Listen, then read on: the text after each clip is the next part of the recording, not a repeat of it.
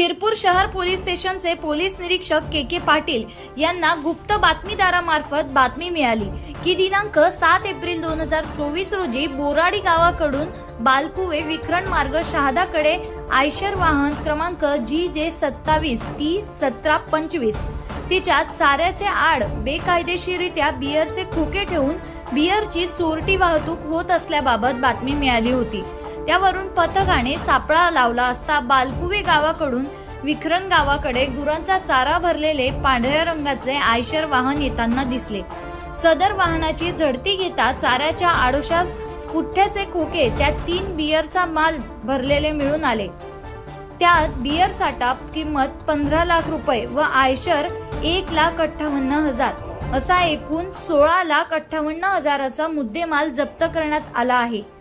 वाहन चालक वाहन सोडून पसार झाल्याने अज्ञात चालकाविरुद्ध गुन्हा दाखल करण्यात आला आहे। पुढील तपास पोलीस उपनिरीक्षक छाया पाटील करत आहेत।